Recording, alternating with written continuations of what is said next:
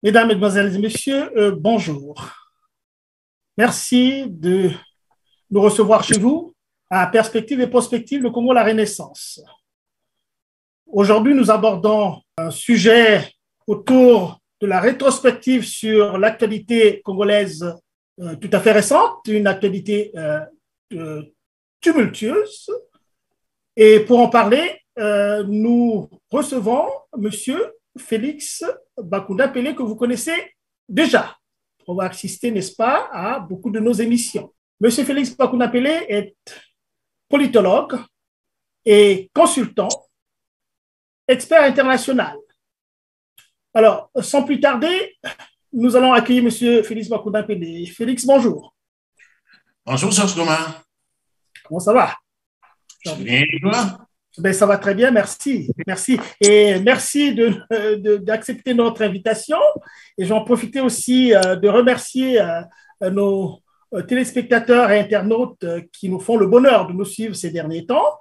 Alors, sans plus tarder, Félix, l'actualité s'est accélérée ces derniers temps en ce qui concerne le Congo-Brazzaville. Tout à fait. On a entendu parler des Panama Papers. On va en parler. Il y a eu le sommet, on appelait le sommet France-Afrique ou Afrique-France, qui s'est tenu à Montpellier. On va en parler également. On va parler aussi quand même des relations de la France et de l'Afrique aussi.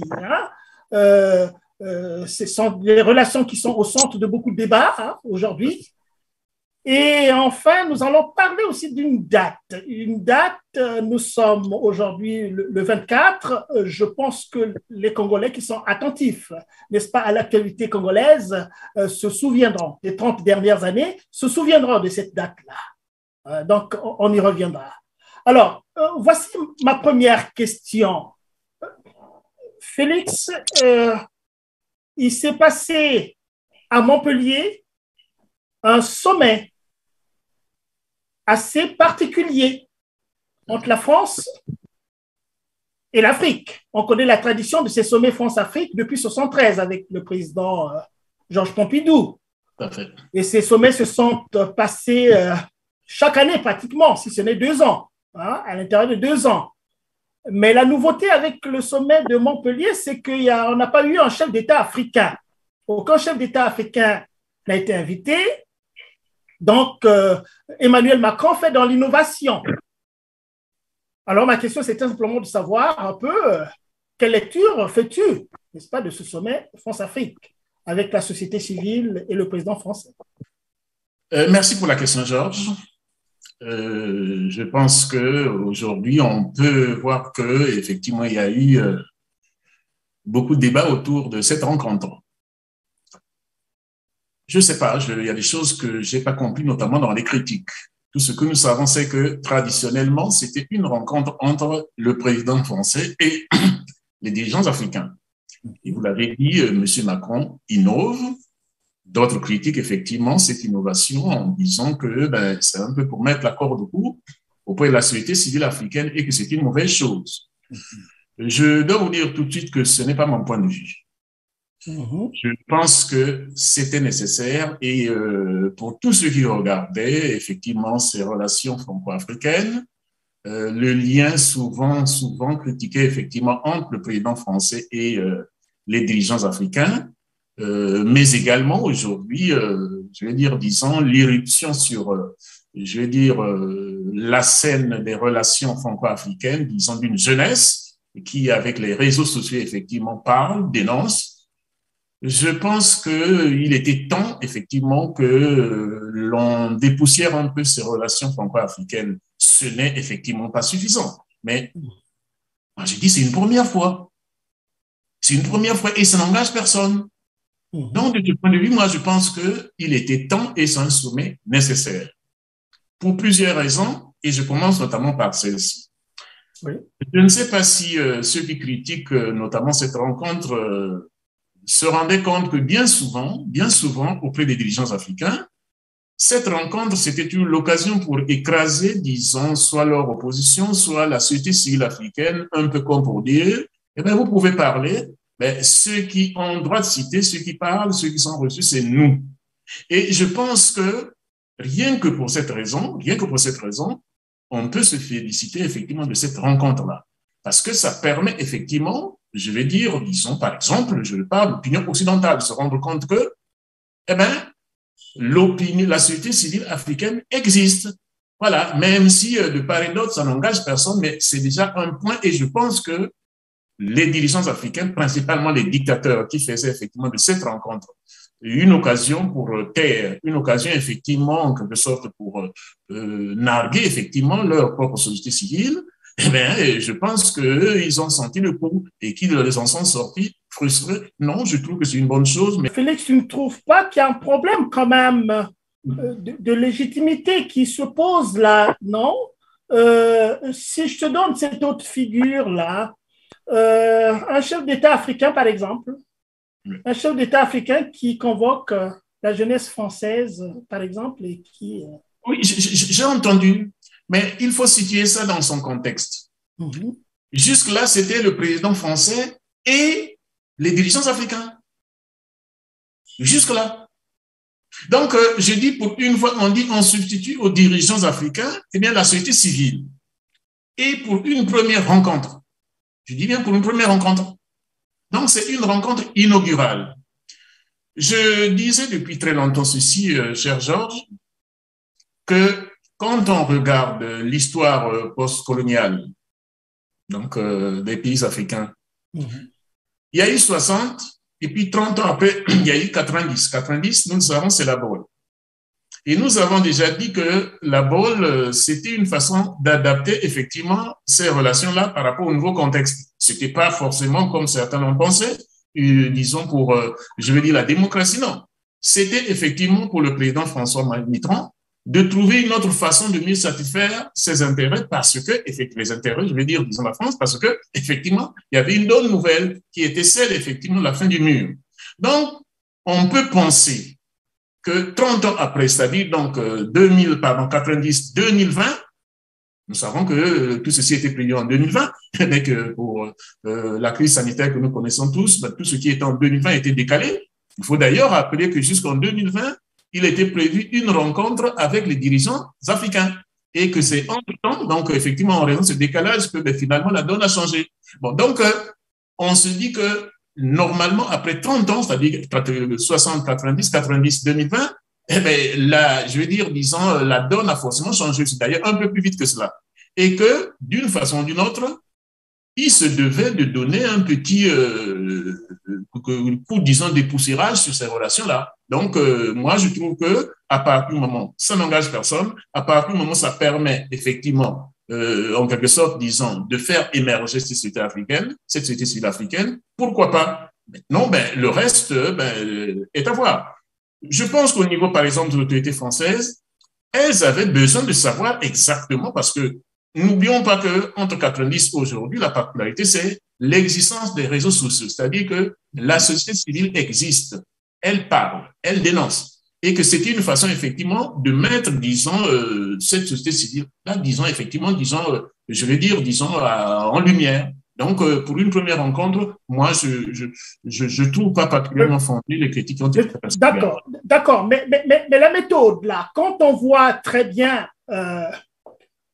la France, les chefs d'État africains et de l'autre côté, la société civile, il y a une césure là. C'est-à-dire la France que l'on sait par ailleurs quand même qu'elle a bien marqué l'état des dictatures africaines jusqu'aujourd'hui. Oui. C'est-à-dire que la France a entretenu des rapports quasi organiques avec ses chefs d'État africains jusqu'à ce qu'on a vu tout récemment avec cette nouvelle façon que Macron est en train d'instruire quand même. Et donc, je voulais simplement savoir, oui, mais qu'est-ce que cette société civile-là, qu'est-ce que cette diaspora, malgré capitalisant cette rencontre-là, comment est-ce qu'ils peuvent impacter vraiment le changement de la situation en Afrique? Est-ce que, voilà, c'est quand même, on aurait bien pensé peut-être que la meilleure façon soit les chefs d'État africains, d'accord, un sommet de chefs avec les chefs d'État africains, en incorporant la société civile et aussi la diaspora dans un même mouvement. Ce serait bien, non? C'est une possibilité, mais je pense que pour une rencontre inaugurale, D'accord.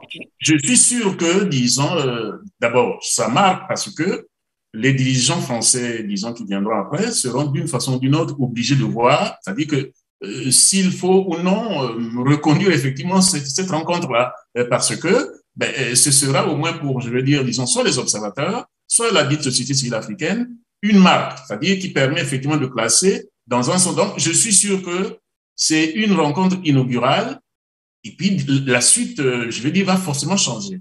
Mais je venais également de dire que, enfin, mais parmi les chefs d'État africains qu'on reçoit, il y en a même qui n'étaient pas élus. Nous savons que la grande majorité n'est pas élue ou n'est pas bien élue. Il y en a qui parfois venaient de faire un coup d'État et puis ils sont reçus. Donc, je ne suis pas sûr que ces dirigeants africains, en parlant effectivement des relations d'État à État, ces dirigeants africains qui parfois ou souvent ne sont pas élus, bon, soient plus représentatifs que, effectivement, disons, la société civile africaine. Voilà. Donc, moi, je pense que pour une première fois, on peut, disons, uniquement observer et se dire, bon, mais voilà, que la société civile africaine soit invitée, qu'elle s'exprime, qu'elle dise ce qu'elle pense. Et d'ailleurs, je pense que, objectivement, on se rend compte que les jeunes qui sont exprimés ont été directs, ils ont été clairs. Ils n'ont peut-être pas, je veux dire, dans toute la complexité, dit exactement tout ce qu'il faut, mais de façon générale, ils ont montré ce qui les habite. Voilà, on peut discuter sur tel ou tel aspect, effectivement, est-ce que c'est comme ça qu'il fallait le dire? Est-ce que tel thème, bon voilà, je ne veux pas pour le moment rentrer sur le fond. Oui, c'est ça. Moi j'ai entendu certains, je vais dire, certains dire, oui, retirer les armées françaises qui sont en Afrique, ça peut se discuter. J'ai entendu certains dire, oui, vous avez mis la Libye dans tel état, bon, ça peut se discuter, est-ce que, forcément, voilà. Bon, mais en gros, franchement, sans aller sur le détail de chacune des questions, bon, moi, il y a quelque chose que j'ai remarqué, mon cher Georges, et souvent les Africains ne se rendent pas compte. C'est le réflexe du bouc émissaire. Moi, je ne sais ce que dire. Est-ce que cette ingérence, cette prépondérance de la France, ce n'est pas, je vais dire, l'inertie de l'Afrique elle-même, et particulièrement la société civile africaine? Moi, je suis de ceux qui pensent qu'un président français, c'est d'abord et avant tout le représentant et le défenseur des intérêts de la France. Et qu'on ne peut pas demander à un président français, comme au président de n'importe quel pays, de se faire le défenseur des intérêts africains. Non, c'est le défenseur des intérêts de la France et il vient effectivement pour cela. Et si la société civile africaine, si les dirigeants africains sont honnêtes, sont organisés, c'est à eux de dire, voilà notre stratégie, voilà ce que nous voulons. Et c'est effectivement en confrontant effectivement, je vais dire, disons, les stratégies ou disons l'organisation que l'on veut effectivement, disons, dont on veut user pour la défense, c'est vrai qu'on arrive à un compromis. Mais moi, je constate que bien souvent, les critiques portées, par exemple, disons, contre le dirigeant français, consistent à dire, oui, c'est les intérêts. Mais bien entendu qu'il est là pour les intérêts de la France. Vous allez reprocher effectivement à un dirigeant français de défendre les intérêts de la France, mais c'est à vous de défendre les vôtres et de trouver effectivement la stratégie pour les défendre. C'est cela. Voilà. Oui, Félix, je comprends très, très bien ce que vous dites là. Mais regardons un peu, bon, on va terminer avec ce point parce qu'on a d'autres points qui arrivent. La France est soucieuse, elle le dit ouvertement, hein, elle le dit ouvertement. Elle est très soucieuse de la stabilité dans les pays africains. Hein? Elle est soucieuse de la stabilité. Et parfois, elle justifie le soutien aux dictateurs pour sauvegarder cette stabilité. Mais moi, je dirais qu'il y a une autre stabilité qu'on peut obtenir par d'autres moyens que par une paix armée, si tu veux. C'est-à-dire qu'on peut laisser les Africains peut-être se cogner entre eux et aboutir à une forme de stabilité beaucoup plus construite, beaucoup plus immanente. Une fois qu'on s'est bataillé au Congo, on a entendu certains responsables politiques dire « Ah voilà, comment il y a une expression là, ils disent que plus jamais cela, plus jamais cela ». Hein, plus jamais cela. Une fois qu'on arrive à cette observation, plus jamais cela, ce qui veut dire qu'on s'est battu hier, mais on a compris qu'on s'est battu pour rien, pour briser simplement la nation. Et maintenant, on va créer une nouvelle configuration des enjeux et de l'enjeu et des enjeux politiques qui va désormais nous éviter d'aller vers cette déstabilisation-là. Voyez? Bon, donc cette France-là qui est soucieuse de la stabilité des pays africains pour ses propres intérêts, il faut le dire quand même, David, pour ses intérêts, parce que des pays européens ont dit aussi, il n'y a que la France qui a ce type de rapport avec l'Afrique. Les Italiens se sont levés, les Allemands se sont levés pour critiquer la France. Tu vois un peu? Donc, ma question, c'est de savoir, bon, enfin, quel est ton point de vue là-dessus, hein, surtout sur la recherche de la stabilité. Et je veux te donner encore cet élément pour te donner l'occasion de répondre. Il y a un député français, M. Nadeau aussi, hein, qui était très, très, très critique vis-à-vis de l'approche que Macron a adoptée là. Hein. Sa critique est assez acerbe là-dessus. Oui. Mais les critiques, j'en ai suivi beaucoup. Mais revenons par exemple sur la question que tu soulèves, Georges, la question de la stabilité. Bon, moi-même, je l'ai déjà critiqué. C'est quoi la stabilité quand effectivement les dirigeants qui sont en place, effectivement, torturent puis humilient effectivement leurs concitoyens? Donc, moi, je dis, quand effectivement la société civile est invitée, c'est l'occasion effectivement de le dire de manière peut-être informelle, la plus informelle, mais de manière ouverte, pour dire, mais enfin, mais nous, la stabilité, on la voit autrement. On la voit autrement, c'est-à-dire que, bon, personnellement, j'ai déjà dit, la stabilité, eh bien, on la trouve, on la recherche, on la trouve effectivement dans la démocratie, pas dans le maintien des dictateurs. Je l'ai déjà dit. Hein? Donc, la meilleure façon d'assurer la stabilité en Afrique, ce n'est pas d'entretenir les dictateurs, ce n'est pas effectivement d'installer des dictateurs, mais effectivement d'assurer le respect de la démocratie.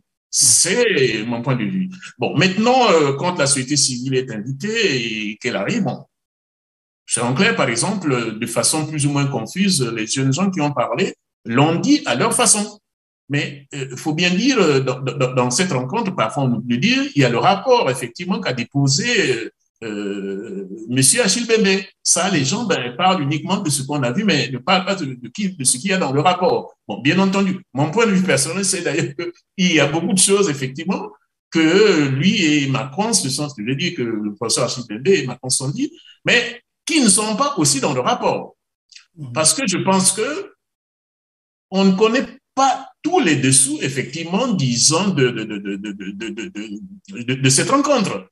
On ne les connaît pas tous, parce que la rencontre, disons, a été précédée d'ailleurs, disons, par, la rencontre, disons, de Montpellier était précédée par des échanges entre le président Macron et, disons, Achille Mbembe. Quand je dis Achille Mbembe, c'est pas lui seul. Il y a eu quand même une équipe derrière lui. Bon, donc, je pense qu'il y a des choses qu'on trouvera dans le rapport qui répondent effectivement à certaines critiques. Il y a ce qu'on ne trouvera pas dans le rapport, mais qui existe, mais ce qui est vrai. Ce qui est vrai, Georges, et on ne peut pas ne pas le dire entre nous, même si je veux dire ce sous-jacent, la réalité est que le président français se rend compte que, eh bien, je vais dire, disons, les relations, je vais dire, disons, traditionnelles que la France a eues avec, disons, les dirigeants de la France, les dirigeants africains, et principalement avec l'Afrique, sont des relations obsolètes. Ça, tout le monde le voit. Hein, qu'il est temps que ça change. Maintenant, comment le faire? Moi, je pense que c'est dans le comment faire qu'il a invité effectivement cette société civile. Bon, les gens peuvent dire, hein, tout ce qu'ils peuvent dire en ce qui concerne, par exemple, je vais dire, disons, la proximité de l'élection présidentielle française. Bon, je trouve personnellement que c'est une façon également d'insulter notre propre intelligence. Est-ce que, je vais dire, disons, les Africains ne sont pas mûrs pour savoir que il y a un peu de stade et autre chose. Je ne suis pas sûr que les gens vont se dire, je parle de la diaspora notamment, va se dire qu'on va aller voter Macron uniquement parce que effectivement il a. Je ne suis pas sûr que la diaspora africaine soit aussi légère que les gens le pensent. Donc, je dis, le sommet a eu lieu, il était temps qu'il ait lieu. Il était temps qu'effectivement on entende cette société civile africaine, l'organisation des forums. Je suis convaincu que on le fera dans l'avenir, pas forcément de cette forme, mais il y aura d'autres formes de le faire. Mais également, je dis, c'est l'occasion pour nous-mêmes de nous dire, est-ce que nous sommes suffisamment armés dans la stratégie qu'il faut? Moi, personnellement, je ne cesse de dire, la force de la France dans ses relations, c'est également l'aveu de la faiblesse de l'Afrique de la société civile africaine, de l'élite africaine, dans la stratégie de défense de ses intérêts. Voilà, je répète, on ne peut pas demander aux dirigeants d'un État de se targuer en défenseur de vos intérêts. C'est à vous-même de les défendre et effectivement, à partir des prétentions de l'une de l'autre partie, vous dites, mais on trouve un compromis, mais on ne peut pas, je veux dire, utiliser des boucs émissaires et tu es en train de dire que, ben oui, la France, je dis non, franchement, c'est pas ma lecture. Voilà. Très bien. Je comprends très bien. Donc, en fait, c'est une façon aussi bon, de reconnaître quand même l'influence déterminante que la France, historiquement, a sur les pays africains. Il faut le reconnaître quand même aussi. Et voilà. Aussi reconnaître que c'est une brèche. On peut faire la critique est la bienvenue, certainement. Il faut laisser les gens critiquer. La critique, ça élargit l'espace de compréhension des choses, de la complexité des choses. Et puis, ben là, c'est une brèche qui est ouverte, certainement. Et je précise ceci, cette brèche ouverte dépendra du génie, de la stratégie et, je vais dire, disons, des rapports de force que la société civile africaine qui vient d'être mise en lumière, on fera. Voilà. Je dis ceci. On critique souvent la manière dont les indépendances ont été octroyées pour dire que c'est une façon d'arrêter net l'élan, je vais dire, disons, de revendication de la liberté par notamment l'élite africaine. Mais c'était pas fatal. C'était pas fatal. Moi, je pense que ce qu'il faut se dire, c'est ceci. Bon, il y a eu 60. Aujourd'hui, on peut admettre, globalement, c'était raté. C'est-à-dire que l'élite africaine n'était pas prête. L'élite africaine n'était pas, je vais dire, disons, bien munie pour profiter de cette brèche-là. Il y a eu la brèche de 90. Globalement, c'est également raté. C'est également raté. Je disais, il n'y a pas longtemps, il y a un mois où j'étais interviewé par M. Perrin que, en fait, on est revenu casse départ. Et nous savons, pour tous ceux qui ont l'habitude de regarder les critiques, effectivement, que l'on fait à l'Afrique, c'est de dire, le plus souvent, l'Afrique rate toujours le coche. Mais là, c'est, je vais dire, une brèche, tu as bien dit, c'est une brèche qui a été ouverte. Mais quand on ouvre une brèche, ça peut aller dans tous les sens. Donc, c'est à nous de dire, oui, maintenant qu'il y a une nouvelle possibilité, qu'est-ce qu'il faut faire? Donc, ne disons pas toujours que, oui, c'est à cause de l'autre. Mais disons, nous-mêmes, c'est peut-être à cause de nous aussi. Et en l'acceptant là, en faisant notre introspection, on s'arme. On s'arme pour dire, cette fois-ci, écoutez, bon, voilà ce que l'on va faire. Je me permets de dire une chose, par exemple, parce que moi, Georges, je le répète ou je ne le répéterai jamais assez, le poison, le piège essentiel de l'Afrique, et là également, nous le vérifions dans tout ce que nous vivons en Afrique, c'est le président africain. Parce que chaque fois je suis en train de regarder ce qui va se passer au Mali, disons, en Guinée. Mais enfin, le président africain de façon générale est très, très, très fragile dans les relations internationales.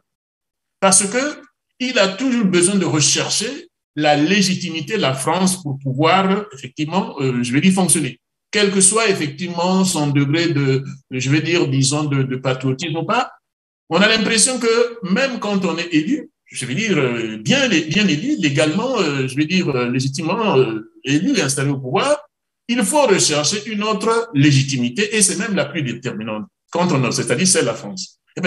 Ça donne une idée pour dire, mais enfin, est-ce que cette institution est adaptée? Moi, j'ai tendance à penser que malgré tout ce que l'on fera, tant que nous fonctionnerons avec ce modèle-là, nous allons avec un gros handicap. Nous allons avec un gros handicap. Donc, ça montre que nous n'avons pas suffisamment réfléchi sur la stratégie, que nous ne sommes pas suffisamment armés, que nous n'avons pas suffisamment tiré les leçons. Donc, 60, 90, ça a été globalement dératé. Ça arrive donc 2020, au lieu de dire, bon, un instant, bon, maintenant qu'il y a une nouvelle brèche, qu'est-ce que nous faisons? Qu'est-ce qu'on fait? On réutilise, on ramène encore, disons, la théorie du bouc émissaire pour dire, c'est la France, c'est la France. Non, c'est pas mon point de vue.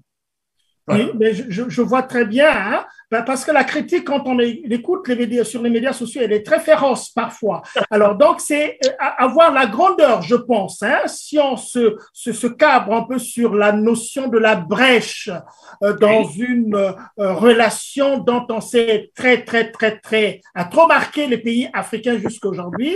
Alors, ce serait peut-être aussi bien d'aller dans cette forme de constructivisme. Ce constructivisme qui demanderait aux sceptiques, ceux qui portent la critique féroce, de se rapprocher de ceux qui étaient avec Macron pour essayer de voir un peu l'ensemble des stratégies et prendre, n'est-ce pas, capitaliser cette occasion où la jeunesse africaine s'est exprimée et s'est très bien exprimée en apportant, n'est-ce pas, des éléments du discours et de la discussion qui, évidemment, sont au creux, au centre, n'est-ce pas, des préoccupations qui sont les nôtres. D'autant plus que la rencontre a eu lieu. Et nous connaissons, d'habitude, la sagesse dit, à quoi bon pleurnicher sur le lait renversé? La rencontre a eu lieu. Et que, elle a eu lieu, premièrement, elle n'engage personne. C'était une rencontre. Et ensuite, je dis ceci, il n'y a pas de fatalité. De la même façon qu'il n'y avait pas de fatalité pour 60 ou 90, il n'y a pas de fatalité pour Montpellier, pour la rencontre, la toute dernière rencontre. Donc, je dis, c'est une brèche qui est ouverte. Tout dépend de ce qu'en feront les Africains, la société civile africaine. Voilà. Selon leur génie, selon effectivement leur savoir-faire, selon les rapports de force qui seront créés, eh bien, effectivement, ils peuvent donner une orientation autre que celle que, par exemple, qu'on lui souhaite. Voilà, donc c'est ce que je dis. Voilà. Voilà. C'est ça. On va. Félix, on va. Voilà, je termine, pardon. Si Macron qui lui est venu avec une stratégie, écoutez, la société civile africaine, les Africains de façon générale, n'utilisent pas, disons, cette brèche, effectivement, pour atteindre ce qu'ils veulent, ils ne peuvent s'en prendre qu'à eux-mêmes. Ils peuvent s'en prendre qu'à eux-mêmes. C'est une brèche qui est ouverte et on peut tout y mettre. Voilà. Donc, moi, j'invite tous les Africains à se dire, ça y est, le forum a eu lieu, la rencontre a eu lieu. Au lieu, disons, de critiquer, essayons effectivement, à partir de cela, dire, mais voilà, pour la prochaine, par exemple, on n'a pas dit qu'il y aura, disons, une prochaine fois. Voilà, on ne l'a pas dit. Donc, il peut se dire, nous, battons-nous pour une prochaine fois, pour une prochaine rencontre. Et puis, voilà, utilisons effectivement cette rencontre pour introduire des éléments qui n'ont pas été débattus, pour dans la forme, effectivement, introduire des nouveautés, pour dans le fond, effectivement. C'est ça. Mais pourquoi commencer par dire non, voilà. Il y a quelque chose, par exemple, que moi, je me dis, les gens qui critiquent n'ont pas regardé. Est-ce qu'il se pose la question de savoir dans quel état d'esprit peuvent se retrouver les dictateurs africains qui utilisaient ces rencontres effectivement pour écraser leur propre position? Quand ils voient effectivement, je veux dire, une partie de l'élite africaine elle-même en train effectivement de tirer à boulet rouge sur cette rencontre, ils se disent, voilà, nous n'avons même pas à critiquer, laissons effectivement l'élite africaine elle-même effectivement se contredire pour démontrer que, voilà, parce que les premiers déçus, c'était les dictateurs africains. Donc, quand ils voient effectivement une partie de l'élite africaine elle-même en train de tirer sur ce sommet, je me dis, voilà, le tour est joué. Donc, moi, je trouve que c'est pas la bonne façon de faire. Franchement. C'est très bien, c'est très clair, Hein? Moi, je note la brèche qui a été ouverte et dans laquelle les Africains, d'une manière générale, devaient s'engouffrer pour porter, n'est-ce pas, leur doléance. Et puis, pour terminer ça aussi, je m'en voudrais de ne pas évoquer cela. On se rappellera quand même quelques années en arrière un certain François Hollande qui, mordicus, discours de Dakar sur les traces de Sarkozy, et il est venu à la rectification, a déclaré clairement que évidemment il n'y aura aucun soutien, n'est-ce pas, au dictateur, et ça nous a poussé à espérer, hein, surtout pour le cas du Congo-Brazzaville, et quelque temps après, voilà, le même François Hollande qui sert écoutez, Sassou Nguesso peut changer la constitution, mais il appartiendra au peuple, aux populations de répondre. Tout à fait. C'est bien plus grave que ce que tu dis là, Georges. Moi, j'ai suivi, disons, la campagne présidentielle de Hollande en 2012. Le 30 avril 2012, à Bercy, Hollande dit ceci. C'est-à-dire, c'était une semaine avant le deuxième tour. Il dit ceci, c'était un dimanche. Et la prochaine élection, c'est-à-dire le deuxième tour, devait avoir lieu le 7 mai. Il dit exactement ceci. Le 7 mai sera une mauvaise nouvelle pour les dictateurs. C'est lui qui le dit, exactement comme tel. Et on se dit, enfin, on espère que c'est pas comme par le passé où c'est des bons mots qui sera conséquent. Et s'annonce donc le sommet de Dakar, il faut bien le dire, parce que tout juste avant le sommet de Dakar, il y a eu le président Compaoré qui est renversé. Et donc, le président Hollande saisit cette occasion, effectivement, pour tirer son, je suppose, effectivement, le dossier qu'il avait dans le tiroir, pour dire, ben, il faut se saisir de cette occasion, effectivement, pour aller marteler ce qui est un aspect, effectivement, de mon programme dans ce qui concerne donc les relations France-Afrique. Avant d'arriver à Dakar, devant RFI et France 24, il dit exactement que, ben oui, à bien voir, et c'est pas par hasard que quand tu dis que ben, c'était particulièrement les Congolais avaient les raisons de se réjouir, on avait l'impression qu'effectivement, ben, tout était essentiellement focalisé sur le Congo, puisqu'il disait bien que ceux qui ont effectivement, disons, atteint l'âge, disons, limité par la conscience, ceux qui ont fait leur mandat, le Congo, honnêtement, objectivement, était particulièrement visé. Donc, il le dit d'abord en France, et quand il arrive, disons, à Dakar, il le martèle. Il le martèle. Et nous savons d'ailleurs que, pour ne rien cacher, je veux dire, disons, notre despote à nous n'a même pas terminé effectivement le sommet. Il est parti avant pour montrer à quel point effectivement il se sentait indexé, même s'il y a eu d'autres, le président Nkurunziza et bon nombre de dirigeants africains qui n'étaient pas d'accord. Mais en fait, lui, il se sentait particulièrement visé. Et quand arrive effectivement, disons, le 21 octobre 2015, il change effectivement de discours en disant le président Sassou Nguesso peut effectivement consulter sa population, etc. etc. Bon, voilà. Non, ça a été bien plus grave. Le président Hollande termine son dernier voyage en Afrique entouré des pires dictateurs. Au mois de janvier 2007, le dernier voyage en Afrique, il le termine entouré des pires dictateurs, puisqu'il avait à ses côtés Sassou Nguesso, Ali Bongo, etc. Bon, voilà. Donc, et puis, le fils Yadema. Bon, donc, ça, je pense que de lui-même, je ne sais pas comment est-ce qu'il le voit, mais enfin, ça a été effectivement, je vais dire, disons, la pire démagogie d'un dirigeant. Bien, bien. Ben, merci. Merci, Félix, pour toutes ces explications. Bon, passons, il y a un autre sujet qui a défrayé la chronique ces derniers temps. Nous avions connu par le passé, les Panama Papers, les Paradise Papers.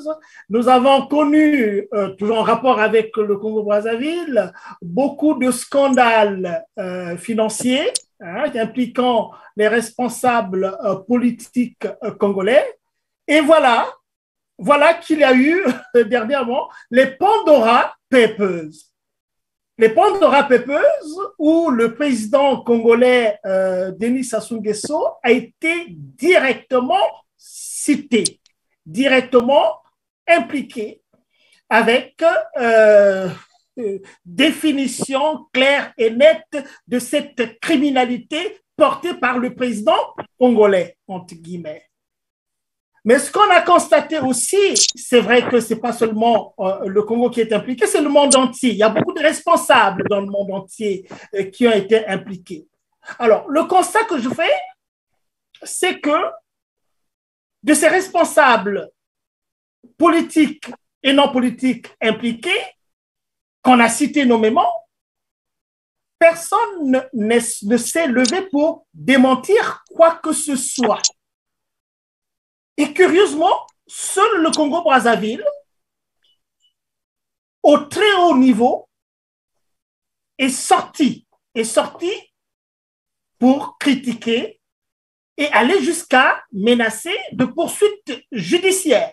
Une chaîne de télévision des plus sérieuses en France, France 2, qui après quand même des résultats d'une enquête sérieuse d'un consortium de journalistes qui ont la déontologie de leur métier, qui ont les méthodes les plus sophistiquées pour aller soulever les écorces des arbres et trouver ce qu'il y a là-dessus, et qui tranquillement font leur rapport. Et voilà le Congo-Brazzaville, par son ministre chargé de la communication et porte-parole, Mongala Thierry, et le président ou le chef du PCT, M. Iloki, sont sortis pour proférer carrément des menaces. Alors qu'ailleurs, au Chili, le président qui a été cité aussi, il est pris à partie par sa population aussi. Le président Kenyatta, de l'autre côté, a reconnu aussi et dit prendre des mesures par rapport à ça. Alors, je ne veux pas trop en parler. je voudrais t'entendre là-dessus, Félix. Je voudrais d'abord dire ceci, Georges. Évidemment, je suis beaucoup l'actualité congolaise sur ces questions-là. Moi, quand j'ai d'abord entendu, disons, cette affaire de Pandora Papers, je me suis dit, ça m'étonnerait que le Congo n'y soit pas. Et puis, évidemment, ça a été confirmé. De fil en aiguille, j'ai pensé à autre chose d'abord. L'année 97, un journal, un hebdomadaire français, aujourd'hui disparu, qui s'appelait L'événement du jeudi. Dans un numéro du 12 au 19 mai 97. C'est le numéro de l'événement du jeudi. Dans les bibliothèques, on peut encore le trouver. Ce numéro dit ceci, que M. Sassou Nguesso avait 1,2 milliard de francs français. On était encore en francs français. Autrement dit, 120 milliards de francs CFA dans les banques françaises. 120 milliards de francs CFA. Et en fait, moi, quand j'ai entendu ce montant, donc on dit 150 millions de dollars ou d'euros, je ne sais plus très bien. Moi, c'est à ça que j'ai pensé. Donc, je me suis dit, mais ça se recoupe. Est-ce que c'est parce que nous sommes en 90, on a bien précisé, 28 août 98, donc à peine, en gros, un an après être arrivé au pouvoir. Dans les conditions que nous connaissons. Voilà. Donc, je me dis, il y a quelque chose, effectivement, disons, qui permet d'établir un lien entre ces moyens dont on disait que se trouvaient. Alors, je me rappelle que c'est dans les banques françaises, dans les banques occidentales, je ne sais pas, mais le montant, lui, ne souffre pas d'équivoque, c'était l'équivalent de 1,2 milliard de francs français, c'est-à-dire 120 milliards de francs CFA. Bon, tu dis bien l'événement du jeudi du 12 au 19 mai 1998, c'est bien cela, hein? 1997. Oui, mais il faut donner ces références là pour nos auditeurs qui soient capables d'aller remonter jusque là-bas. Voilà, EDJ, je sais, je suis juriste, donc je sais qu'effectivement, non, je l'ai déjà cité ailleurs. Voilà, notamment, disons, pour la critique que j'avais faite à l'endroit, effectivement, de Monsieur Henri Lopez, je me permets de dire qu'il faisait quand même l'apologie du coup d'État dans l'interview qu'il avait donnée, en disant, ben oui, j'aurais tout excusé à Monsieur Bissouba sauf la corruption. Et je lui avais répondu en disant, mais enfin, vous parlez de corruption, mais enfin, je veux dire, vous avez le droit effectivement de critiquer, mais vous ne parlez pas de ça. Hein? Vous ne parlez pas de ce qu'a publié donc l'événement du jeudi. Donc, je citais ce montant-là. L'événement du jeudi du 12 au 19 mai 1997, où effectivement on disait que M. Sassou Nguesso avait 120 milliards de francs CFA dans les banques françaises ou occidentales. Là, effectivement, enfin, c'était 120 milliards de francs CFA. Bon, donc, il y a ça, il faut quand même le dire. Donc, pour dire. Et précisons à l'occasion des Pandora Papers que, ben oui, RFI a précisé que, ben, ils vont faire des révélations beaucoup plus édifiantes encore. Donc, je pense que nous ne sommes pas, effectivement, au bout de l'épisode. Voilà, qu'il y a d'autres, effectivement. Enfin, ça, nous le savons. Nous savons quand même, moi, je ne cesse de dire, je ne cesse de répéter, mon cher Georges, que les seules réussites de M. Sassou Nguesso se résument en 3 industries. C'est l'industrie du pillage, l'industrie du crime, l'industrie des empires de valeur. Ça, tous les Congolais savent. Donc, aujourd'hui, bon, voilà, très sincèrement, peut-être qu'au niveau de l'opinion internationale, ceux qui ne connaissent pas le coup, ils peuvent s'en étonner, mais nous savons que le but premier, disons, de Sassou en arrivant au pouvoir, en dehors effectivement du pouvoir lui-même, c'était effectivement les sous. Je rappelle, je vais dire, disons, son propre point de vue, parce que ce qui frappe effectivement à la suite de ces événements, c'est quoi? C'est le déni, disons, de Sassou Nguesso, vous l'avez dit, avec son ministre de l'information et de la communication, je ne sais pas comment on l'appelle. Le déni, ouais. Systématique, donc, systématique, le déni systématique. Le déni systématique. Ils sont dans le déni systématique, oui, allez-y. Donc, Georges, le 7 mai 2020, M. Sassou Nguesso est interviewé à France 24 par France 24 et RFI.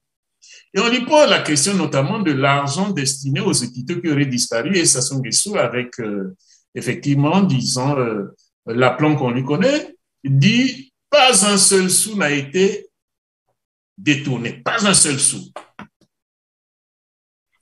Nous savons également que quand il y a eu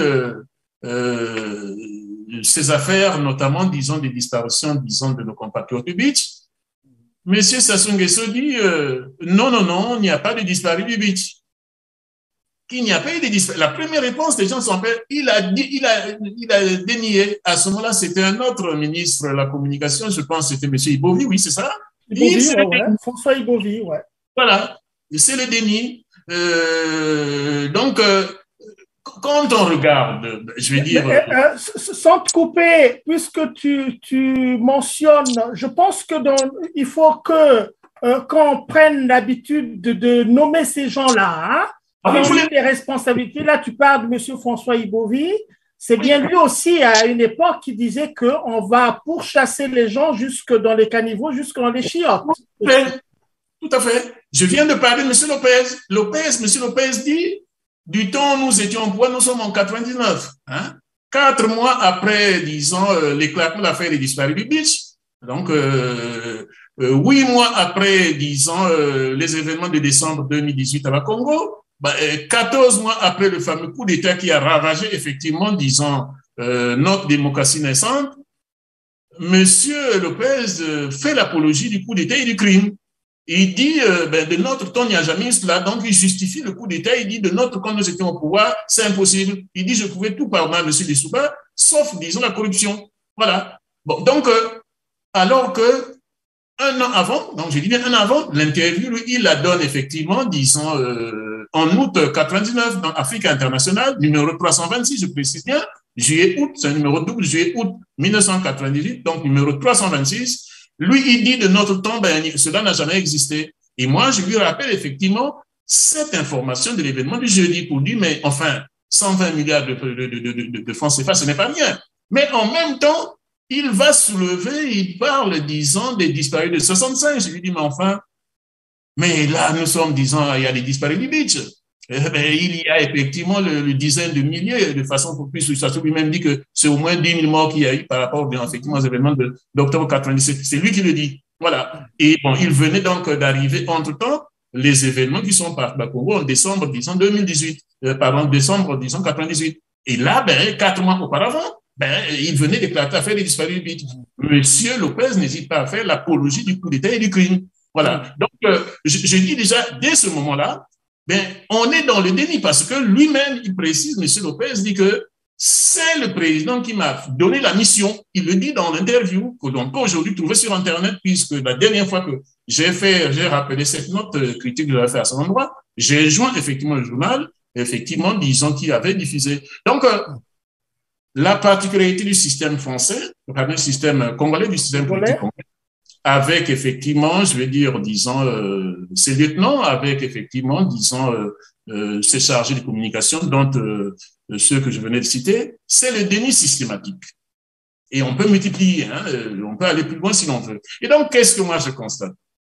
Mais ça veut dire que même sur les points sur lesquels par le passé on accordait du crédit à M. Sassou Nguesso, notamment sur l'affaire de Marien Gbagbo, aujourd'hui on peut se poser des questions. Oui, pendant que nous y sommes, ouais. On peut se poser des questions. On se rend compte que le mensonge sur lui est systématique. OK, voilà. Voilà. C'est un mensonge systématique que même sur des aspects sur lesquels nous lui avons, enfin, je veux dire, personnellement, moi, je me suis toujours dit, il est possible qu'il l'ait fait parce qu'il a montré quand même sa nocivité, sa toxicité, mais je n'avais pas de preuve. Aujourd'hui, quand je vois que nous avons tous suivi, effectivement, je vais dire, disons, l'interview à sa gloire faite par François Soudan sur, effectivement, la vie et le pouvoir, je pense que c'est comme ça que c'est intitulé, la vie et le pouvoir. Voilà. Et il lui pose la question et droit dans les yeux, il dit non, c'était mon ami, c'était mon frère, mais voilà, tout. Donc, il fait là également le déni. On peut se poser la question. C'est le corollaire de son déni systématique. Voilà. C'est un régime sans foi ni loi. Il est sans foi ni loi lui-même, il dénie tout. Et à partir il dénie tout. Enfin, tu l'as dit, Jean. Donc, en fait, le mensonge est bien ancré tout à fait. au centre de la pratique du pouvoir. S'ils sortent de ce mensonge-là, ils signent leur arrêt de mort. Tout à fait.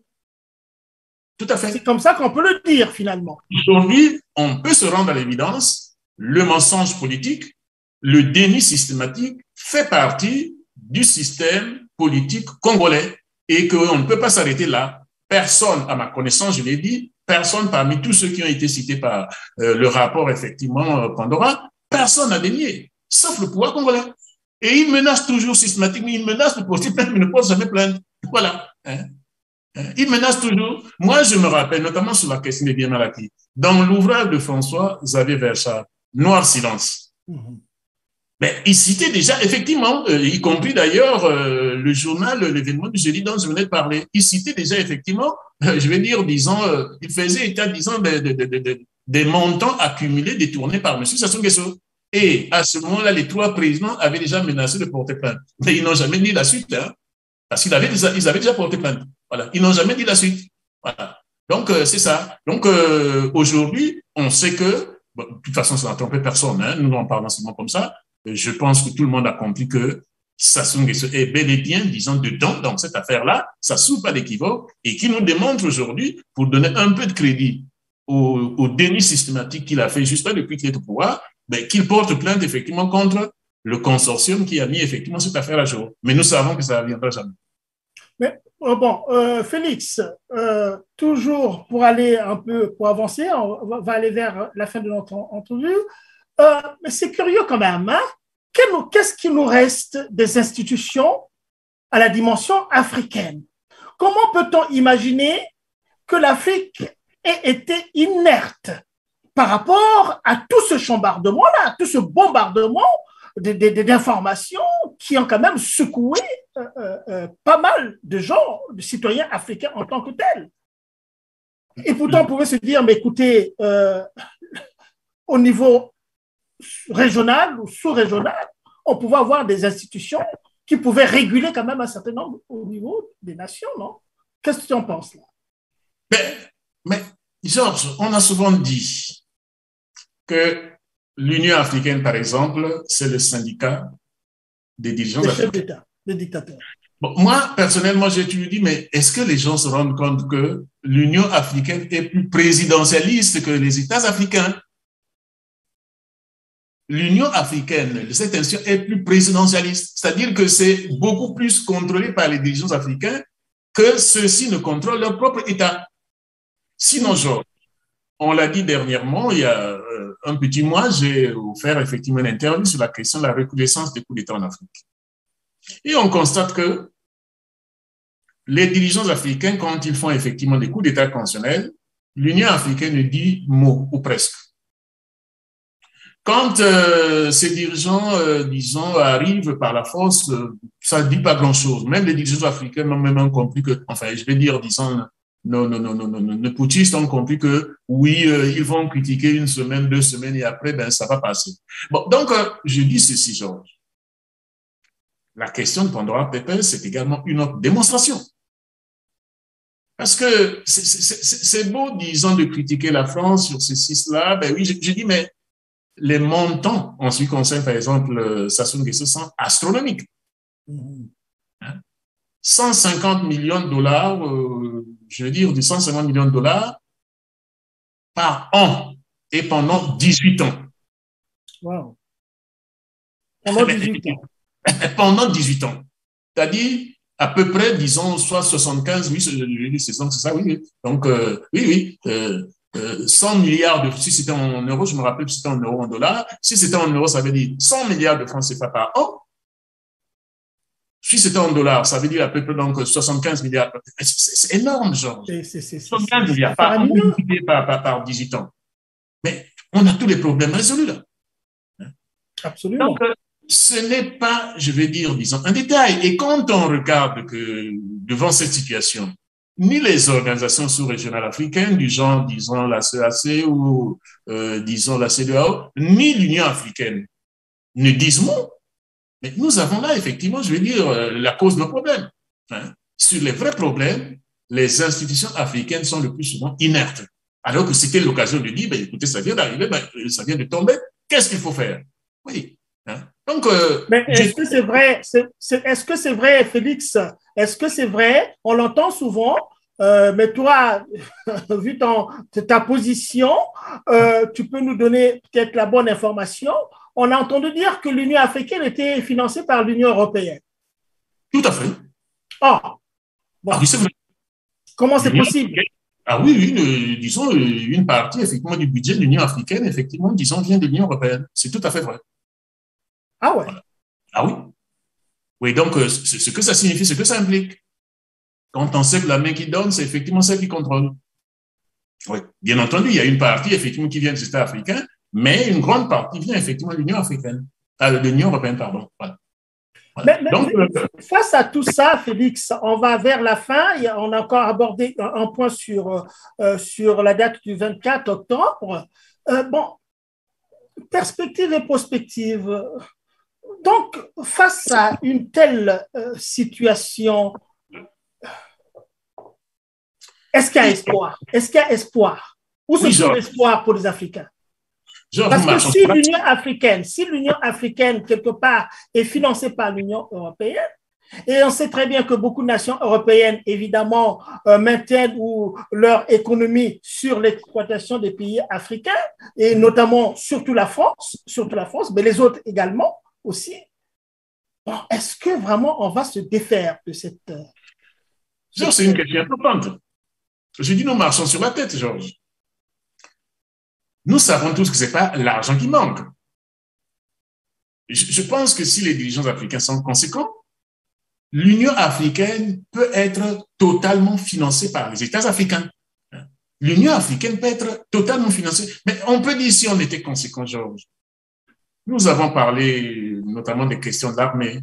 Nous avons parlé, disons, des questions comme celle, effectivement, des organes. C'est-à-dire, bon, je prends tout simplement, je vais dire par transposition, quand voilà, une idée qui est beaucoup plus éclairante, Georges. La France se caractérisait par des doublons. C'est-à-dire que, plusieurs régions, alors que, effectivement, on pouvait, sur certains grands services publics, établir, par exemple, un service public régional. Pendant longtemps, ça a été en débat. C'est peut-être, disons, l'un des points positifs, disons, de Hollande, qui a réduit, effectivement, le nombre de régions de 22 à 13. Donc, pour dire, un instant, ça permet de faire des économies. Donc, on pourrait se dire qu'il y a notamment sur la question de l'armée, sur la question, par exemple, disons, des transports, etc., on pouvait dire qu'on peut installer des grands services publics régionaux, ou alors, par exemple, disons, en matière d'armée, puisque nous en avons parlé dernièrement, on pouvait dire, par exemple, pour effectivement établir la confiance entre les États, par exemple, d'une sous-région, qu'il peut y avoir, par exemple, une armée sous-régionale. Mais la condition, c'est que nous soyons démocratiques. Si effectivement on n'a pas d'armée sous-régionale, ni même d'armée régionale, mais c'est tout simplement parce que l'armée est au service, disons, d'un dirigeant. Si c'était pour des raisons de sécurité, genre, nous prenons l'Afrique centrale, on établit une armée sous-régionale qui demain devrait constituer effectivement, disons, une armée régionale, mais du coup, on fait des économies très importantes. Nous avons parlé la dernière fois du montant énorme qu'effectivement paye le Congo, disons, pour l'armement. Donc, nous savons que c'est d'abord et avant tout pour la sécurité personnelle et pour la conservation du pouvoir. Donc, ce n'est pas l'argent qui manque. Donc, de ce point de vue, effectivement, on ne peut que constater que là, nous vivons effectivement les effets pervers de la dictature, que, effectivement, c'est parce que, je vais dire, disons, l'argent est, je vais dire, disons, mal géré que l'Union africaine est obligée de dépendre effectivement de l'Union européenne. Et bien entendu, on sait qu'à ce moment-là, effectivement, effectivement, les pays européens peuvent dicter la règle. Voilà, ils peuvent dicter la règle, effectivement, sur la gestion de l'Afrique. Donc, voilà, je vais dire, c'est clairement dit, voilà. Très bien. Donc, dans ce que tu viens de dire, Félix, je retiens et on aimerait que les Congolais le retiennent également dans le rapport, n'est-ce pas, à l'armée et à tout le budget qui rentre dans ces instruments de répression dont l'État seul a le monopole. Je parlais aussi de la police, la gendarmerie, l'armée et tout cela au Congo. Toutes ces dépenses, c'est tout simplement au bénéfice d'un seul individu, qui est M. Denis Sassou Nguesso et son équipe et les membres de sa dictature. Et que tout cela n'est pas fait, des sommes exorbitantes qui sont dépensées, des milliards et des milliards, ça n'est pas pour protéger les Congolais. Georges, il faut admettre que si, par exemple, ce n'était pas dans l'intention d'utiliser l'armée pour leur propre pouvoir, les dirigeants africains n'ont pas besoin d'une armée personnelle. Une armée sous-régionale serait beaucoup plus efficace. Elle serait plus efficace et en même temps, de très loin, plus économique. Et, voyez donc, cet argent, par exemple, pouvait être orienté, donc, effectivement, vers l'Union africaine pour assurer l'indépendance, je dis bien l'indépendance de l'Union africaine, mais enfin. Mais Georges, on ne peut pas dire que l'Union africaine, disons, est en compétition dans le monde et en même temps dépendre, je veux dire, d'institutions, bon, même si nous ne sommes pas dans le super-étatisme, mais dans l'inter-étatisme, c'est-à-dire la souveraineté des États, mais que l'institution panafricaine majeure dépend effectivement, disons, d'un autre continent au plan financier. Hein? Puis à toi-même sur ce côté-là, mais vraiment, on marche la tête de se rendre compte que l'institution panafricaine principale dépend, disons, d'un autre continent pour son fonctionnement. Très bien. Voilà, très bien. Alors, Félix, si tu me permets, on va aborder le dernier point. Oui, le dernier point. Alors, assez rapidement, il y a une date. C'est le 24 octobre 1997. Voilà. Sassou a gagné sa guerre, qu'il a ouvert le 5. Et puis, ben voilà, Lissouba a fui, d'accord, mais il y a une victime du 24 octobre 97. Est-ce que tu peux nous en parler? C'est très important cette date, Georges. Moi, j'ai souvent dit ceci. Prenons l'hypothèse, je dis bien, prenons l'hypothèse où Sassou Nguesso n'avait pas triomphé de cette guerre qu'il avait créée le 5 juin. Prenons cette hypothèse-là, Georges. Parce que les gens ne se rappellent même pas, disons, le contexte de juin 97. Mmh. Le président Lissouba ne veut pas organiser les élections et c'est pour cela qu'il est allé, effectivement, disons, attaquer celui qu'on présentait comme son principal opposant. Tous les Congolais savaient que le principal opposant de Lissouba, c'est Kolela. Mais je ne sais pas où est-ce que vous étiez. Moi, j'étais en France à ce moment-là. Le 5 juin 1997, c'est Patrick qui présente l'information à TF1. Mmh. Et on exhibe l'ouvrage de Sassou, le Mongui, la souris, je ne sais pas quoi. Là. Pour dire PPDA, c'était PPDA, je me rappelle. PPDA, je me rappelle très bien. Voilà, le soir, je suis devant la télé en train de suivre le journal et puis, il annonce cette information. Rappelons quand même que TF1, c'est Bouygues, hein, donc ce n'est pas un hasard. Bon, donc, on présente cette information et on dit maintenant, il est allé agresser son principal, disons, opposant, parce que effectivement, il n'est pas sûr de gagner cette élection. Donc, je dis, prenons l'hypothèse où effectivement, disons, pas le hasard des choses, parce que moi j'ai toujours dit, contrairement à toutes les controverses que j'entends, mais d'abord, quand tu es au pouvoir, tu ne gagnes pas une guerre, disons, tu ne peux pas gagner une guerre. Hein, tu es président, tu ne gagnes pas une guerre, disons, contre. Voilà. Donc, voilà. Donc, je dis, c'était impossible, puisque derrière, c'était pas ça, il y avait effectivement des intérêts étrangers.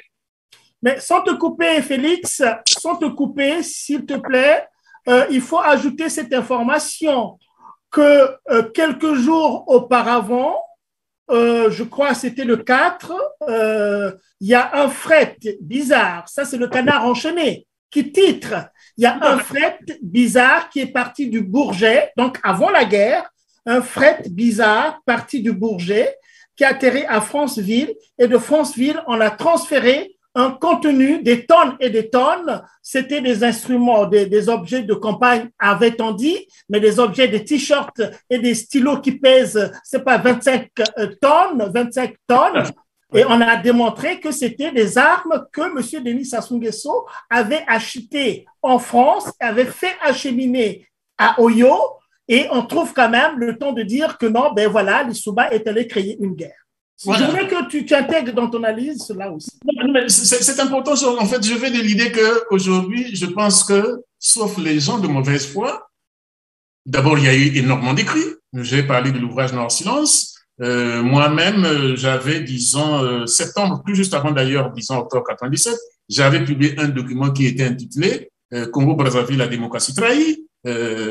Qui devait faire, je pense, disons, 50-70 pages comme ça. Bon, donc, voilà, il y a énormément d'écrits. Et puis, il y a l'ouvrage d'un compatriote, la Cour de la démocratie congolaise brûlée au pétrole. Il y a eu énormément d'écrits. Isaac Koula.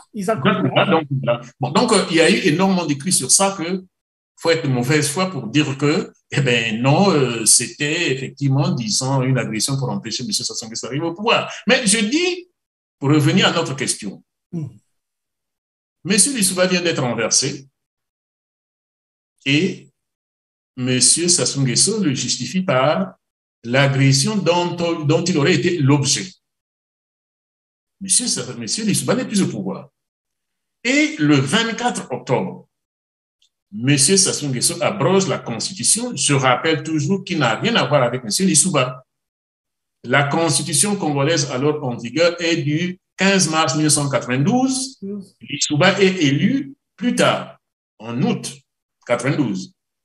Et je rappelle toujours, la particularité de cette Constitution, c'est que c'est la seule de notre histoire politique qui ne dépend pas d'un président de la République. Et donc, le 24 octobre 1987, M. Lissouba est parti du pays. M. Sassou Nguesso abroge la Constitution du 15 mars 1992. Le mode opérationnel est le même. Est le même que celui de 1977.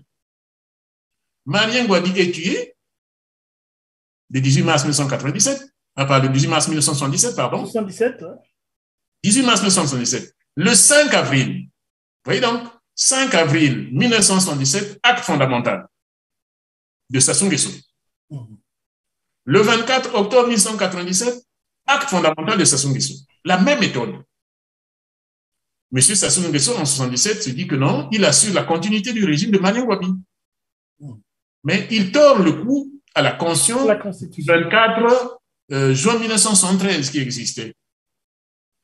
En 1997, il y a la Constitution du 15 mars 1992 qui n'a rien à voir avec Lissouba, dont il dit qu'il l'a agressé et que, ben voilà, il fallait effectivement de faire. Mais voilà, une fois de plus encore, il abroge la Constitution et remplace par l'acte fondamental du 24 octobre 1997. Même mode opérationnel. Mais ce qui est beaucoup plus important, c'est que, du moins pour ceux qui ne trichent pas, ceux qui, je vais dire, sont sérieux, la preuve est donnée que ça a été bel et bien un coup d'État bien ourdi, au-delà de tous les éléments que l'on de la préparation, tout ce qui a été dit, tu viens toi-même de citer effectivement, toutes les révélations que le canard enchaîné a eu à faire, mais il y a eu autre chose. Nous étions en train de parler du déni systématique de M. Sassou Nguesso. Quand effectivement il y a l'événement, disons, du 5 juin 1997, le gouvernement, la veille, a dénoncé un coup d'État. Et M. Sassou Nguesso, égal à lui-même, dit ceci: on m'accuse d'avoir voulu faire un coup d'État. C'est absurde. Le but n'est pas, disons, de faire un coup d'État et de prendre le pouvoir. Georges, c'est écrit comme tel dans le journal Libération. Le but n'est pas de prendre le pouvoir. C'est absurde de m'accuser d'avoir fait le coup d'État. Nous sommes à quelle date là, Georges? Nous sommes donc déjà donc, le 5 juin et donc je vais dire, disons, l'opinion publique internationale, je vais dire les journaux français dans l'interview, et le 17 juin, ils disent cela. Le but n'est pas la prise du pouvoir. Et 3 jours après, quand l'interview dit, nous avons pris la capitale, il nous reste d'autres parties, dans 2-3 jours, nous aurons pris toute la capitale. Et nous le savons, le 24 octobre 1987, il aborde la Constitution, et le 25 octobre, il prête serment. Il prête serment. Donc, sur le déni, nous voyons que le plus souvent chez lui, quand on dit déni, ça veut dire le contraire. Les Congolais doivent l'apprendre. Chez lui, le déni, ça veut dire en fait l'aveu. Il faudra désormais le retenir. Le déni sur la mort de Marien Ngouabi, le déni sur les événements, disons, de 97, le déni sur les Pandora Papers, le déni sur le pillage de l'argent, donc devant RFI et puis France 24, le 7 mai 2020. Vous voyez donc là, systématiquement, vous voyez que c'est la même méthode, le déni systématique. Donc chez lui, le déni, aujourd'hui, il faut bien le comprendre, ça n'a aucun sens pour ne pas dire qu'il faut systématiquement inverser la lecture pour bien comprendre effectivement la réalité. Donc je rappelle au Congolais que le 24 octobre 1997, ça a été la confirmation du coup d'État. Ça a été la confirmation du fait que le déni de M. Sassou Nguesso ne veut rien dire, puisque quelque temps auparavant, il faisait le déni pour dire ce n'est pas de prendre le pouvoir. Et puis, bien, le 24 octobre 1997, effectivement, au grand jour, il sabre effectivement, disons, la conscience et puis remplace par un acte fondamental égal à lui-même. Mais Félix, je t'entends là, je t'écoute, là, tu parles de Denis avec une telle pertinence, mais c'était bien prémonitoire, hein, la naissance de Sassou Nguesso, de Sassou, là. Hein, le prénom de Denis, là, c'était prémonitoire, là. Hein, il se prénomme Denis Sassou Nguesso, et puis, ben voilà, il s'illustre dans le déni de tout. Je n'y avais pas pensé, mais voilà, effectivement, ça se recoupe bien. Denis qui systématise le déni. Voilà, Voilà. tout à fait. OK. Ben, Voilà. écoute, mon cher ami, ben, merci beaucoup de toutes ces explications. J'espère que nos chers compatriotes du Congo-Brazzaville et aussi au-delà auront fait sens de ce que tu viens d'expliquer clairement ici.